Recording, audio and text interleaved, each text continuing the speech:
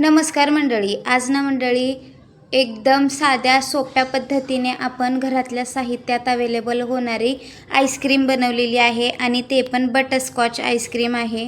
आता बटरस्कॉच म्हणलं की जास्त वेळ लागेल किंवा ह्याला वेगळे काही पदार्थ लागतील असं काहीच नाही. जे घरातल्या साहित्यात अवेलेबल होईल असं मी आईस्क्रीम इथं बनवलेलं आहे. फक्त 2 ते 3 साहित्यामध्ये आईस्क्रीम बनवलेलं आहे. व्हिडिओ शेवटपर्यंत बघा म्हणजे तुम्हाला कळेलच.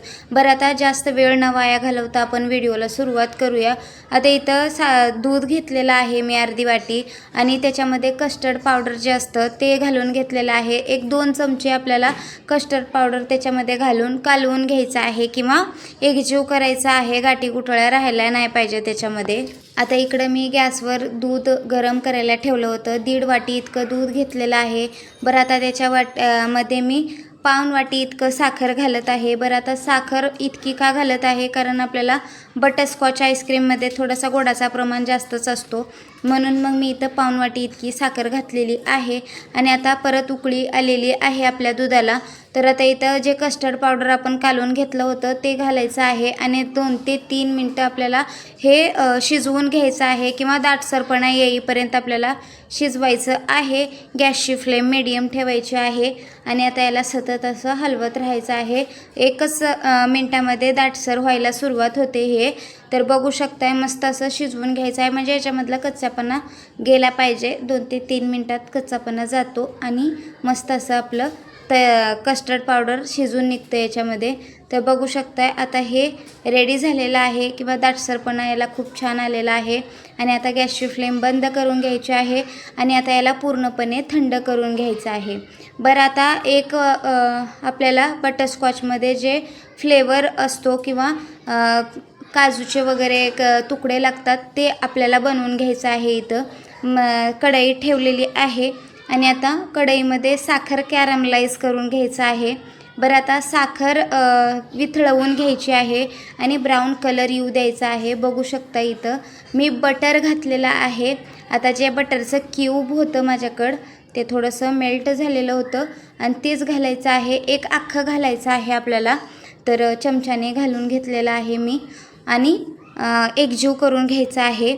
पूर्ण साखर वितळल्याच्या नंतर आपल्याला ही बटर घालायचं आहे. बटरच्या ऐवजी तुम्ही तुपाचा सुद्धा वापर केलात, घरात तूप अवेलेबल असतं, तुपाचा सुद्धा वापर केलात तरी चालेल. ढवळून घ्यायचं आहे किंवा एकजीव करायचं आहे आणि काजूचे तुकडे करून घेतलेले आहेत 1 2 आणि ते सुद्धा एकजीव करून घ्यायचं आहे घालून याच्यामध्ये. आणि तूप लावलेली इथं मी ताट घेतलेली आहे आणि त्याच्यामध्ये आता हे मिश्रण ओतून द्यायचं आहे आणि आता याला ओतून दिल्याच्या नंतर पसरवून द्यायचं आहे. कसंही पसरवा एडंवाकडं आणि थंड करायला ठेवून द्यायचं आहे. याला आता पूर्णपणे आपल्याला थंड करून घ्यायचं आहे हे मिश्रण.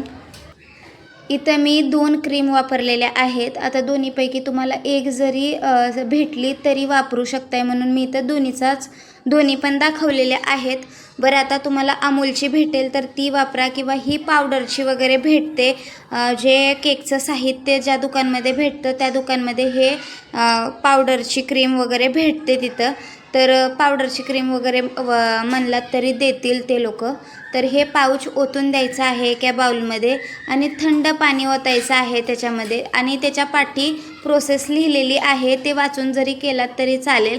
मी इथं थंड पाणी घालून घेतलेलं आहे आणि आता मिक्सरला जरी फिरवून घेतलात तरी चालेल, पण मी इथं ब्लेंडर होतं माझ्याकडं म्हणून मी त्याच्याने मिक्स करत आहे. 10 मिनटं याला फिरवून घेतलं की हे मस्त सेट होते क्रीम किंवा क्रीम तयार होते म्हणू शकताय. आणि आता इथं मी आईस क्यूब टाकलेले आहेत. आता 10 मिनटं आपल्याला याला फेटून घ्यायचं आहे. तर आता बघू शकताय 10 मिनटाच्या नंतर तुम्ही मस्त अशी क्रीम सेट झालेली आहे आपले. पण आता चव छान येण्यासाठी मी इथं अमूलची क्रीमसुद्धा तुम्हाला दाखवलेली आहे. दोन्ही चव छान येतात दोन्हीने पण. एक जरी वापरली कोणती भेटली ती घातलात ना तरीही चालेल. इथं मी अमूलची क्रीम परत एक टाकून घेत आहे. तर यालासुद्धा आता मिक्स करून घ्यायचं आहे. फक्त मिक्स करायचं आहे. आपली ऑलरेडी क्रीम सेट झालेली आहे आणि आता यालासुद्धा एकजीव करून घ्यायचं आहे. 1-2 मिनटासाठी आपल्याला एकजीव करायचा आहे. आणि आता आणि आता इथं आपलं जे मिश्रण ओतून दिलेलं होतं कॅरमलाइज केलेलं साखरेचं, ते सुद्धा आता मस्त निघत आहे, थंड झालेलं आहे. आणि लाटण्याने मी असं ठेचून घेत आहे. कॅरी बॅगमध्ये घालून वरनं लाटण्याचा हात मारलात तरी चालेल. मी इथं ताटातच तोडून घेत आहे. याला छोटे छोटे आपल्याला तुकडे करायचे आहेत, जे दाताखाली आपले आले की मस्त लागतं या आईस्क्रीममध्ये. आता मस्त असे तुकडे करून झालेले आहेत. आणखीन थोडेसे छोटे करायचे होते, नंतर मी तेही करून घेतलेले आहेत या ठिकाणी.